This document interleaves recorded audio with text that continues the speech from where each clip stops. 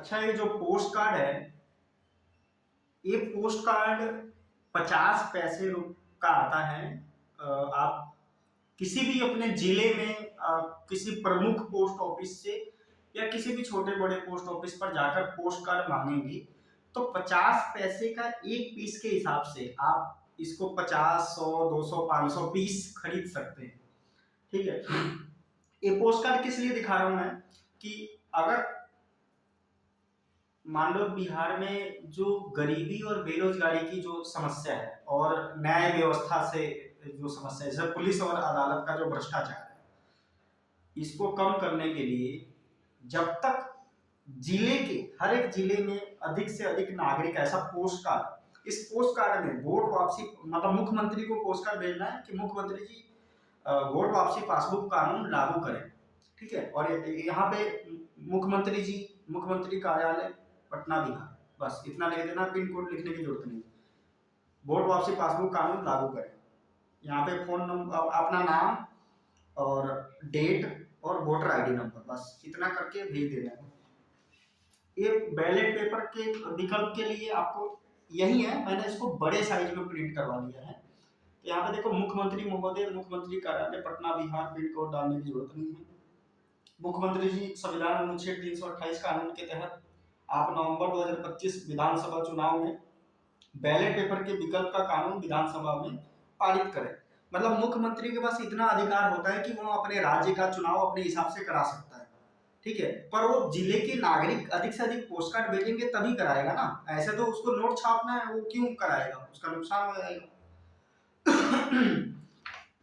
यहाँ पे नाम, वोटर आईडी, दिनांक ऐसे भेजते।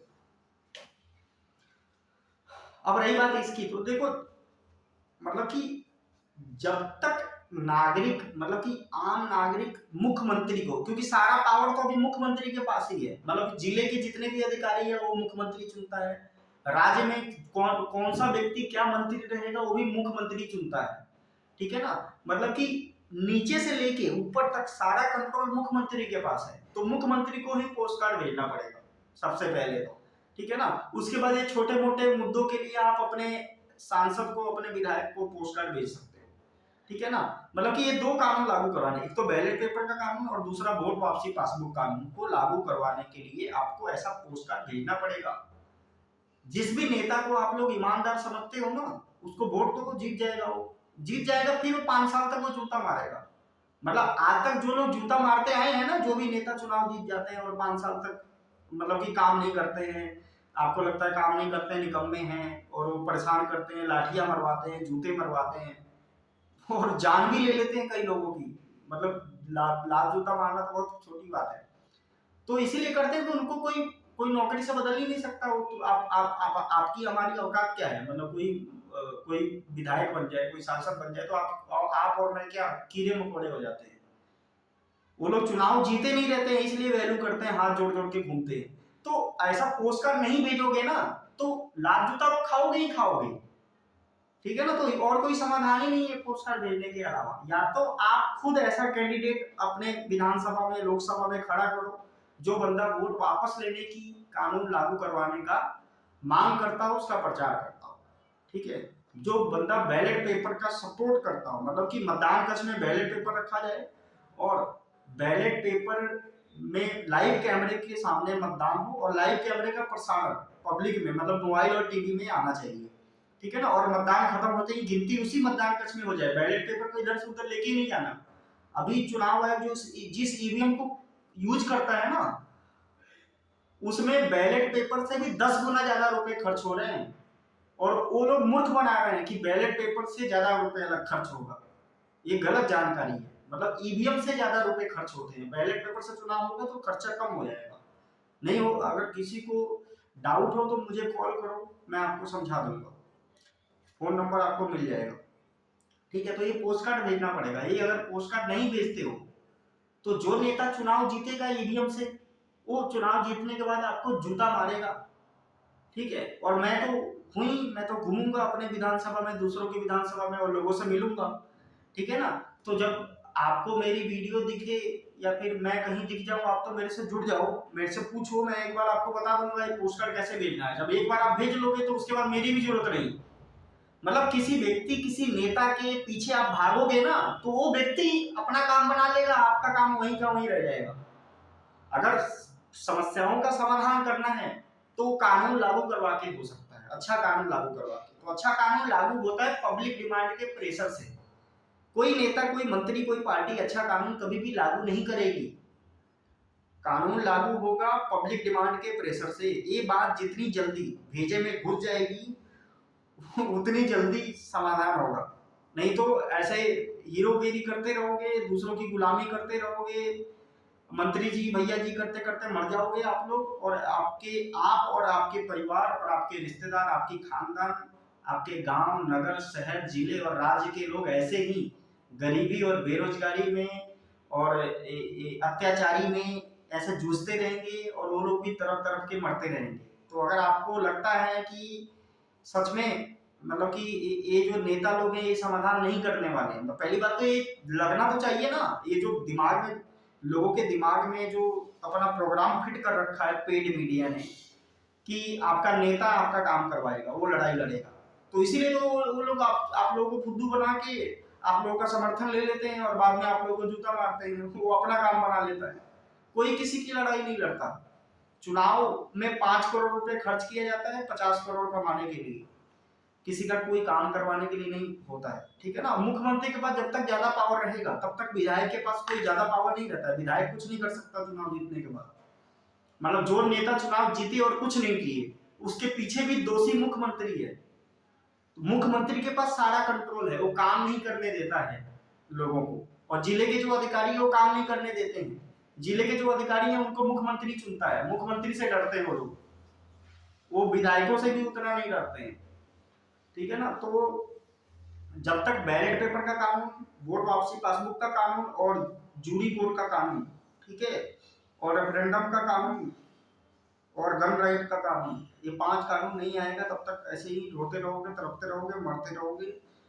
तो सबसे पहले बैलेट पेपर का कानून लागू करवाना है और उसके बाद वोट वापसी पासबुक का कानून लागू करवाना है, और उसके लिए स्वयं हर एक नागरिक को ऐसा पोस्टर भेजना पड़ेगा। इसके लिए 50 पैसा और 15 मिनट लगता है जेब में, इसको लिख के जेब में डाल दो, जब भी पोस्ट ऑफिस से गुजरो उसमें डाल दो, हर एक महीने ये काम करो, हजारों लोग ऐसे काम करने लग जाएंगे तो हो जाएगा काम। उसके लिए किसी नेता, किसी मंत्री, किसी पार्टी की क्या जरूरत है।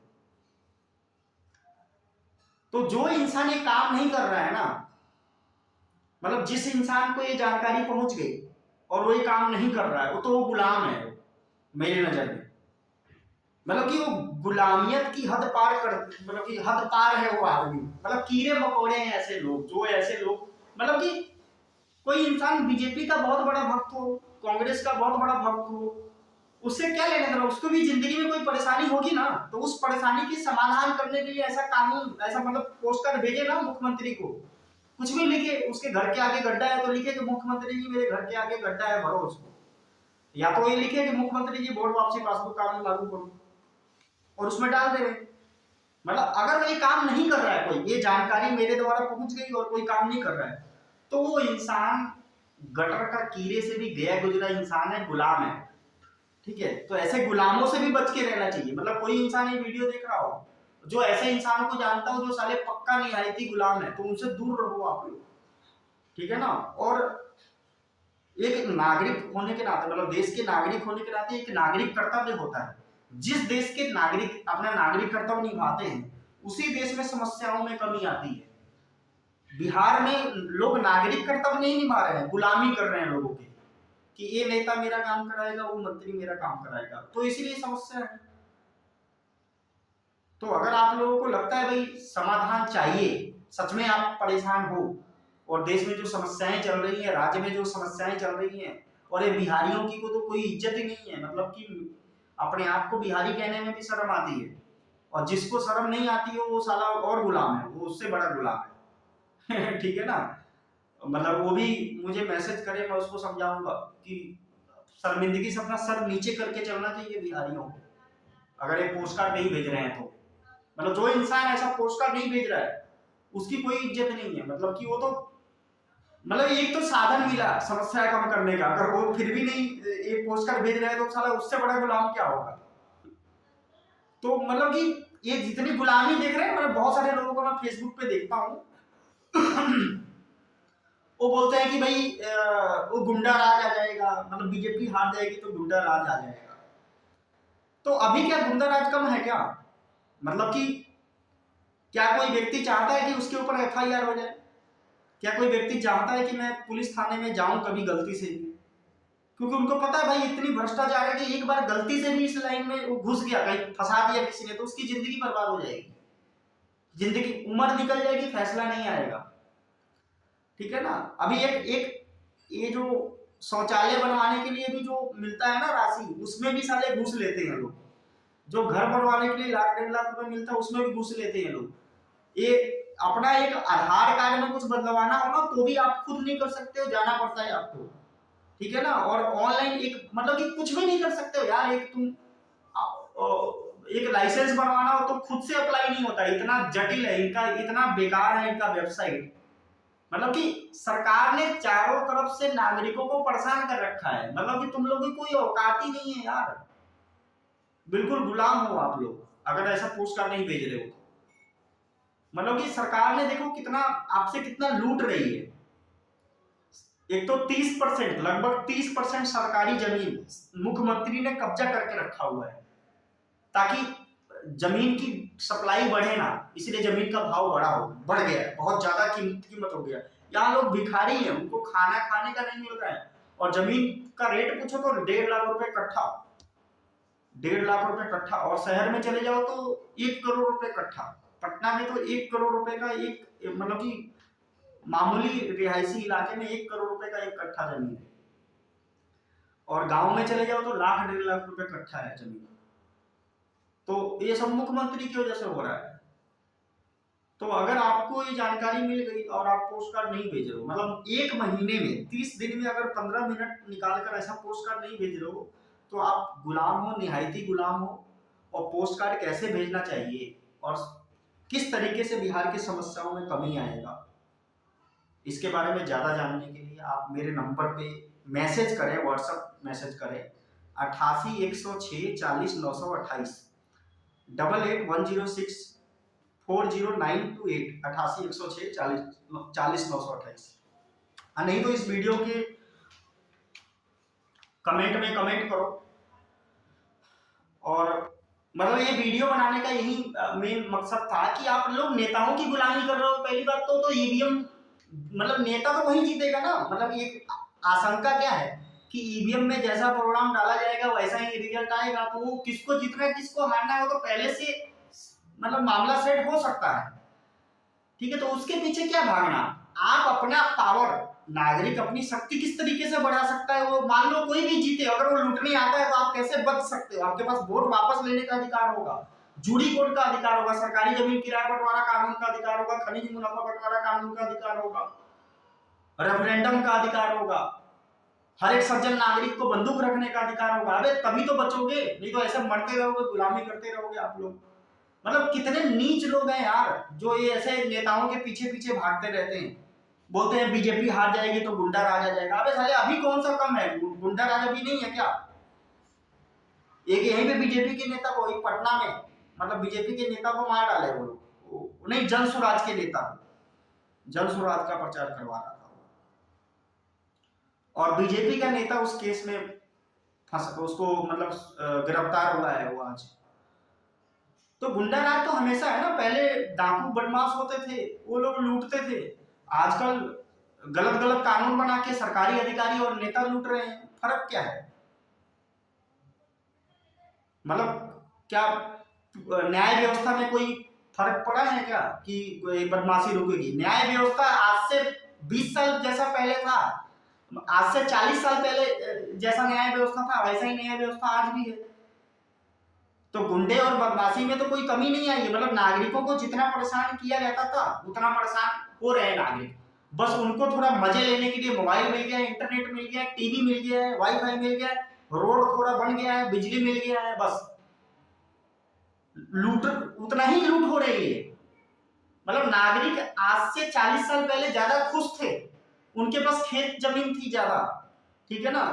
खेत जमीन ज्यादा होने के कारण क्या था कि वो थोड़े थोड़े मतलब कम मेहनत में ज्यादा अनाज उनको मिलता था और ज्यादा दिन तक खाते थे और खुशहाल रहते थे। आज क्या साला रोज कमाओ रोज खाओ, ऐसे फंसा दिया है आप लोगों को, ठीक है ना। और ऐसे गुलामी में पड़े हुए हो आप लोग, और आप लोग क्या नाम है, लड़ते रहते हो कि ये नेता जीतेगा वो नेता जीतेगा। अबे कोई भी जीते तेरे को जूता ही मारेगा। और कोई इंसान अगर ज्यादा किसी नेता का पक्ष लेता हो तो समझ लो बिका हुआ है, वो आईटी सेल का मेंबर है या फिर कोई उसका रिश्तेदार या कोई भी किसी ना किसी तरीके से उसको कुछ लाभ मिल रहा है, या उसका भाई दोस्त रिश्तेदार कोई लाभ ले रहा है इसलिए वो लाभ वो प्रचार कर रहा है, या वो आईटी सेल का बंदा है डायरेक्ट पैसा ले रहा है तब प्रचार कर रहा है। मतलब कि कोई इंसान ज्यादा प्रचार कर रहा है किसी नेता का, किसी पार्टी का, तो वो समझ लो कि वो बिका हुआ इंसान है। तो आम नागरिकों को उसके पीछे नहीं भागना चाहिए। मतलब एक ईवीएम की जितने कठिन और संदेह संदेह संदेह जिस मशीन के ऊपर है उस मशीन से वोटिंग करवा रहे हैं, बल्कि बैलेट पेपर से, हर एक मतदान कक्ष में बैलेट पेपर से वोटिंग कराई जाए और लाइव कैमरे का प्रसारण हो, वो लाइव कैमरा लगा उसका प्रसारण पब्लिक में हो, मोबाइल टीवी में दिखे और उसी मतदान कक्ष में गिनती हो जाए, तो कैसे वोट चोरी हो जाएगा? तो ईमानदारी से नौकर चुने जाएंगे ना। ईवीएम में बताओ कोई, मतलब कि इसमें हजारों संदेह हैं, ठीक है, फिर भी लोग आंख बंद करके ईवीएम के सपोर्ट ले रहे हैं। ईवीएम का मतलब कितने नीच लोग हैं, कितने गए गुजरे लोग हैं।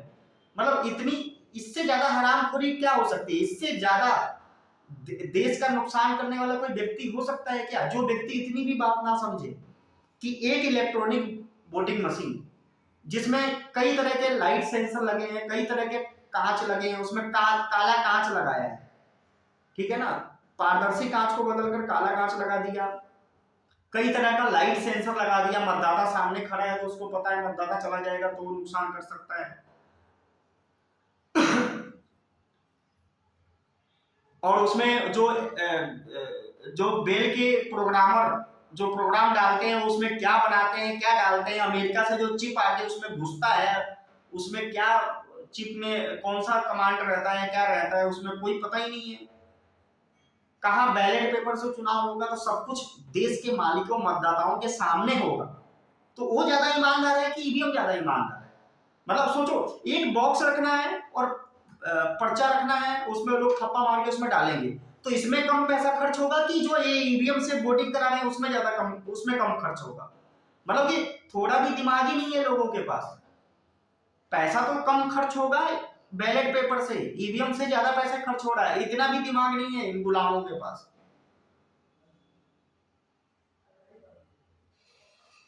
मतलब कि बेवकूफी की हद हद पार हो गया है। मतलब कि जो लोग है ना, मतलब कि मीडिया ने मतलब लोगों का क्या दोष है, मतलब कि ये जो पेड मीडिया ने और ये नेताओं ने ना आम नागरिकों के ब्रेन में, दिमाग में ना, जो गटर में जो कचरा रहता है ना, कचरा, वो कचरा घुसा दिए, मतलब उससे भी क्या गंदा चीज घुसा दिए, पूरा इनका माइंड ही हैक कर लिए।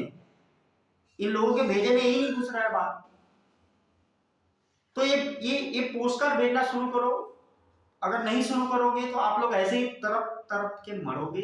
जो नेता आज बहुत ईमानदार है ना, जिसको तुम भगवान समझ रहे हो, वो नेता कल को तुमको जूता मारेगा, ठीक है, वो काम नहीं करेगा। जितनी उम्मीद आप लोग कर रहे हो किसी भी नेता से, मतलब 243 विधायक बनेंगे ना बिहार में, इन 243 में से 243 लोगों से जितनी उम्मीद आपने किया वो उम्मीद नहीं पूरा कर पाएंगे। मतलब वो चाहेंगे तो भी नहीं पूरा कर पाएंगे जब तक वोट वापस लेने का कानून लागू नहीं होगा। और वोट वापस लेने का कानून मुख्यमंत्री के ऊपर दबाव बना के लागू किया जा सकता है। 38 जिले से 38,000 लोग ऐसा पोस्ट कार्ड हर एक महीना भेजेंगे तो कानून लागू कर सकता है।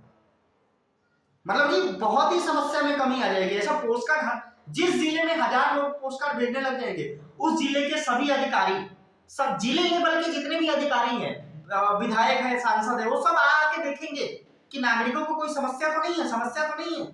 उनको डर होगा ना, 1000 लोग हैं, अभी 10,000 लोग हो जाएंगे पोस्ट कार्ड भेजने वाले।